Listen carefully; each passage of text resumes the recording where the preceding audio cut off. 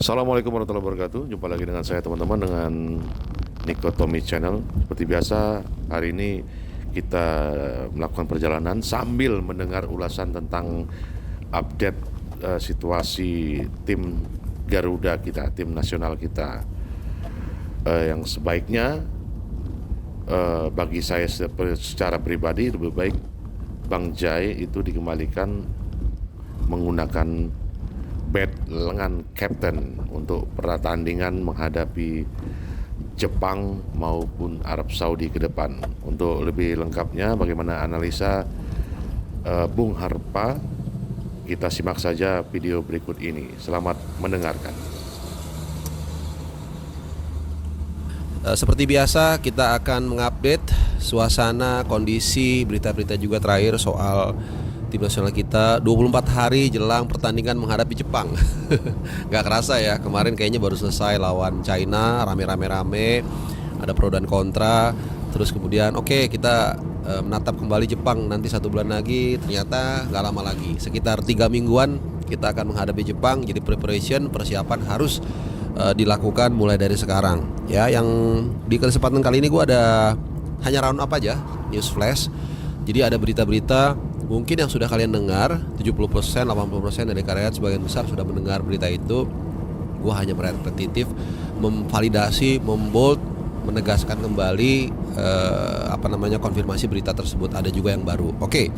Yang pertama yang kalian kemungkinan besar semuanya sudah membaca, ini soal Bang Jai. Jadi konfirmasi ya. Ini info A1, yang bersangkutan itu bisa atau available, eligible tampil nanti menghadapi Jepang. Memang Bang Jai itu dapat kartu kuning 2. Satu itu di round 2 dan satu di round 3 waktu menghadapi Bahrain ya. Nah, satu lagi itu kalau nggak salah back to Midin waktu lawan Vietnam. Ya pokoknya di round 2 ya. Nah, itu nggak diikutin sesuai dengan aturan FIFA. Jadi saat ini Bang Jai hanya mengantongi satu kartu kuning di laga melawan Bahrain, yang artinya nanti lawan Jepang dia nggak ada masalah, tapi harus hati-hati. Harus hati-hati supaya tidak kena kartu kuning lagi. Karena kalau kena kartu kuning lagi, nanti dia bisa absen di laga berikutnya melawan Saudi ya, tanggal 20 November di GBK. Dan artinya memang ini mungkin hal yang kecil atau trivial thing ya, tapi perlu juga diperhatikan. Saatnya kembalikan ban kapten ke Bang Jai. Selain kita semua tahu lah kapasitas sebagian seperti apa, gak usah gue panjang lebar jelasin, tapi juga untuk memberikan dia keleluasaan melakukan protes kalau diperlukan. Karena bahasa Inggris dia bagus, bahkan juga bahasa Italia dia lancar, kemudian dia lebih punya wawasan, ya semuanya lah dia punya, leadershipnya juga. Dan kemudian kalau dia protes itu dia memang secara aturan sekarang itu diperbolehkan. Karena sekarang kalau bukan kapten, kalau protesnya itu berlebihan, itu punya potensi kena kartu kuning.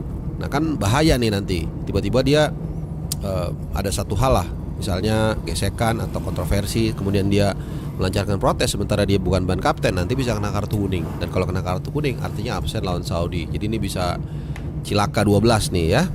Oke, nah tapi kalau Bang Jai available atau eligible untuk menghadapi Jepang nanti tanggal 15 November. Jadi harusnya 14 November nih, just for our information. Harusnya 14 November, tapi Jepang minta majuin sehari, which is diterima sama kita karena menguntungkan kita juga ya. Karena kita kan main dua-duanya home, jadi nggak capek gitu. Dan persiapan TC-nya juga mungkin nggak ada TC ya, tapi persiapan ngumpul pemain, adaptasi itu lebih lama gitu ya. Nah, kalau Bang Jai itu available lawan Jepang, justru Justin Hubner ini masih meragukan. Karena kemarin gue kebetulan mengikuti pagi-pagi, bukan mengikuti sih, memantau lah pertandingan antara Sunderland kalau nggak salah ya, Sunderland U21 dan Wolverhampton U21 itu. Wolverhampton kalau 2-0 pokoknya. Itu tidak ada nama sama sekali Justin Hubner di DSP. Jadi ini masih mengkhawatirkan. Mungkin ini nggak heran ya, ketika jelang lawan Bahrain dan China dia tuh bencak-bencak lah. Jadi mungkin ada setback di cederanya. Dan Shintago pun pernah memberikan statement masih memantau dan menunggu perkembangan kondisi injurinya atau cedera Justin Hubner di tengah-tengah antara Bahrain dan China kalau nggak salah. Jadi 1-2 minggu lalu udah dia ngomong itu. Jadi mungkin ada setback, tapi kita berharap dia bisa pulih dan bisa tampil atau siap 15 November nanti, 24 hari dari sekarang, menghadapi Jepang dan juga menghadapi Saudi.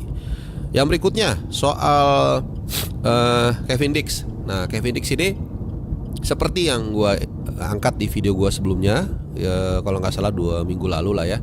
Kevin Dix ini sebenarnya kan dari informasi yang gue dapat satu paket ya dengan Jairo Ridwald dan juga Mauro Zylstra. Nah, cuman memang pun kalau ini diproses itu nggak mungkin sebelum melantikan presiden. Itu sudah jelas infonya dari orang yang terpercaya lah. Dan memang masuk akal ya, karena menjelang pelantikan presiden, apalagi kita ya senang lah dan bersyukur Pak Erick Thohir kembali menduduki menteri. Nah, ini penting kan untuk memberikan dia power gigitan gitu ya untuk menggerakkan organisasi PSSI juga gitu kan. Nah, sehingga sibuk nih kasakusuk sana sini, persiapan tentunya dipanggil ke Kertanegara, kemudian DPR-nya juga lagi membentukkan komisi segala macam, terus juga pelantikan presiden dan sebagainya, sehingga tidak mungkin memang secara logika pun. Jadi per hari ini Menteri Olahraga Pak Dito, Thomas Dito itu mengatakan akan mengejar proses ini secepat mungkin ya, karena itu tadi kalau nggak salah Menteri Hukumnya juga kan baru ya. Sorry gue lupa, mungkin ntar kan paling ada yang bisa bantu siapa ya Menteri Hukumnya. Kalau nggak salah Otto Hasibuan atau siapa gitu ya. Nah, jadi semuanya baru, tentu butuh proses, tapi proses itu sudah dilakukan dengan cepat. Jadi koordinasi antara PSSI kemudian Menpora ini sangat luar biasa ya. Kita berharap Kevin Dix bisa segera diangkat sumpahnya, kemudian pindah federasi dan didaftarkan. Masih ada waktu 24 hari lagi ya menjelang menghadapi Jepang. Mudah-mudahan dalam seminggu ini ke depan sudah bisa ada dengar pendapat dengan Komisi 3 dan 10 DPR. Biasanya itu yang menangani ya untuk perpindahan kewarganegaraan, dan kemudian tadi prosesnya sat pindah warga negara, pindah federasi dan juga pendaftaran ke AFC untuk menghadapi Jepang dan juga Saudi ya. Semoga, terima kasih ya buat bapak pejabat sekalian yang luar biasa untuk memastikan tim nasional kita terus getting stronger and stronger. Yang berikutnya ini juga sama, kalian pasti sudah dengar soal Bahrain. Jadi FIFA sudah, ternyata ada gunanya juga ya, Pak Erick Thohir ini jagoan di kelas yang lebih tinggi lagi gitu. Jadi kalau ada yang macam-macam di daerah, di kampung, di atasnya itu langsung dipegat gitu, dicegat dipegat ya. Jadi kan Bahrain sempat mengajukan kan playing victim lah, biasalah ini karakternya mereka kan licik, bahwa kami takut digini-gini kan, nanti diancam. Walaupun memang juga ini otokritik juga buat kita ya, jangan dikit-dikit kita sumbu pendek, apa-apa reaktif gitu ya, dan akhirnya itu dimanfaatkan mereka. Beruntung ya lobby Pak Erick Thohir ini luar biasa, dan gua rasa juga nama besar beliau juga menjadi satu jaminan ya, sehingga FIFA mengeluarkan statement keras bahwa you have to play in the Indonesian soil, kamu harus bermain di tanah Indonesia atau kamu WO gitu. Jadi ini sudah dikonfirmasi juga langsung oleh Pak Dito 1 hari setelah dia dilantik jadi menteri, dilantik kembali jadi menteri. Dan terima kasih untuk media atau wartawan yang bertanya soal hal ini, karena pasti mewakili banyak pertanyaan kita ya.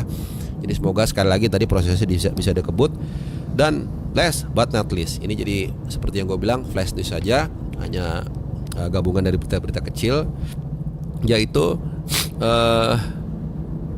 soal tiket. Nah, ini kalian kan yang mau nonton nanti pertandingan di GBK 24 hari lagi dan 29 hari lagi lawan Jepang dan lawan Saudi.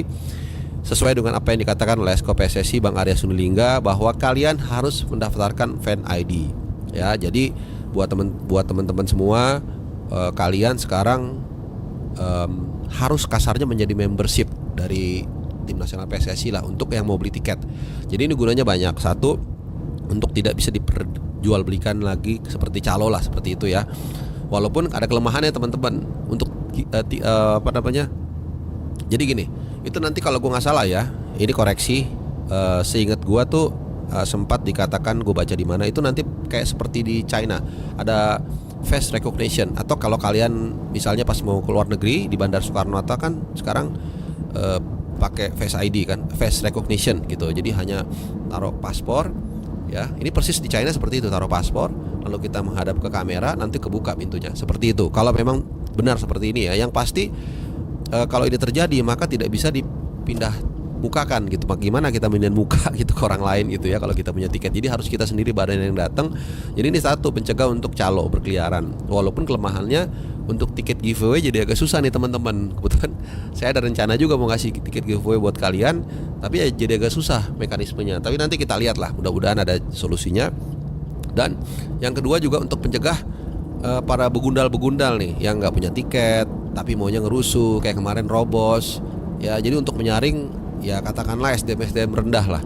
Ya yang kayak gini-gini nih. Kemarin kan kita tahu kan diterobos, terus udah diterobos di dalam, ngerokok, dilarang, kemudian bandel. Nah ini gini nih yang menjadi liabilities dari tim nasional kita. Ini mudah-mudahan bisa dieliminasi dengan pendaftaran Fan ID yang baru. Jadi udah diluncurkan, jadi kalian bisa daftar walaupun sempat ada biasalah ya namanya mungkin aplikasi atau program baru. Tapi ya coba aja, udah ada yang bisa kok. Dan penjualan tiket nanti dijadwalkan 15 hari sebelum pertandingan. Jadi akhir bulan ini persis atau awal bulan November ya.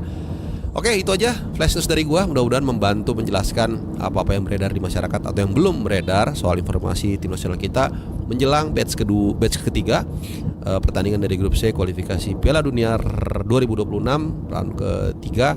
Indonesia menghadapi Jepang dan lanjut lawan Saudi Arabia tanggal 15 dan juga 19 November. Terima kasih sudah menonton. Seperti biasa aku berharap kalian dalam keadaan sehat, happy dan juga bye-bye.